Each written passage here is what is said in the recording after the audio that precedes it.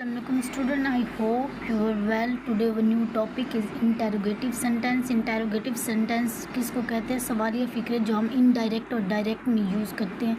इसका जो बेसिक बनाने का प्रिंसिपल है वो है इंटरोगेटिव सेंटेंस को इनडायरेक्ट स्पीच में तब्दील करने के लिए मज़ल अमल में लाई जाती है।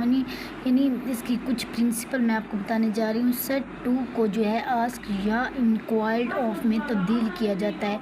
अगर सेट टू हो तो इसकी जगह आस्क या इंक्वायर्ड ऑफ लगाया जाता है इंटरोगेटिव में। इंटरोगेटिव की तरतीब को असर्टिव की तरतीब में बदल दिया जाता है। यानी अगर इंटरोगेटिव है तो उसे असर्टिव के तरतीब में बदल दिया जाता है। रिपोर्टेड स्पीच किसी सवालिया लफ्ज़ व्हाट, वाई, व्हेन, हु, विच से शुरू हो रही हो, इससे पहले दैट लगाने की ज़रूरत नहीं। यानी अगर इससे जो है वो फ़िक्रा स्टार्ट हो रहा तो इससे पहले दैट लगाने की बिल्कुल ज़रूरत नहीं है।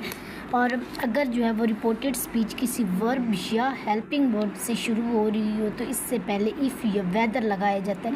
यानी अगर वो हु, व्हेन यानी वाई और वर्ड से शुरू हो रही हो तो इससे मतलब दैट लगाने की ज़रूरत नहीं होती। अगर वर्ब या हेल्पिंग वर्ब से शुरू हो रही हो तो इससे पहले इफ़ या वेदर लगाया जाता है।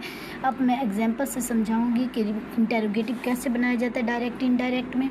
For example, he said to him what are you doing. He said to him what are you doing. उसने उससे कहा व्हाट आर यू डूइंग, तुम कैसे हो। ही आस्क्ड हिम, अब सेड टू को मैंने क्या कहा था कि आस्क या इंक्वायर्ड ऑफ में तब्दील किया जाता है। ही आस्क्ड हिम, उसने पूछा what he was doing. He said to him when will you come back. अब ये देखिए,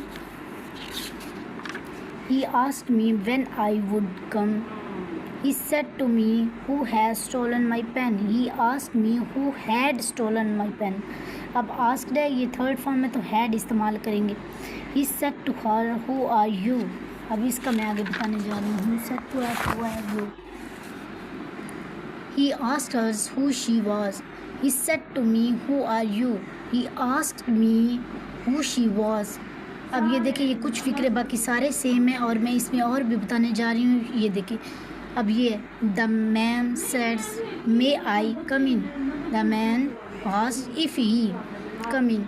ये मेरे पास और भी एग्जांपल्स की बहुत सारी हैं। बस आपने ये याद रखना है कि सेट टू को इंक्वायर या आस्क में तब्दील किया जाता है। ये मेन बातें हैं और इसको अगर फ़िक्रा जो है वो विच, वाई और हु और इससे शुरू हो रहा हो, ये स्टार्ट हो रहा हो तो इससे पहले दैट लगाने की बिल्कुल ज़रूरत नहीं। अगर रिपोर्टेड स्पीच किसी वर्ब या हेल्पिंग वर्ब से शुरू हो रही हो तो इससे पहले इफ़ या वेदर लगाया जाता है। बस मेन बात ये है डायरेक्ट इनडायरेक्ट में जो हम इंटरोगेटिव बनाते हैं, मेन बात इसकी यही होती है।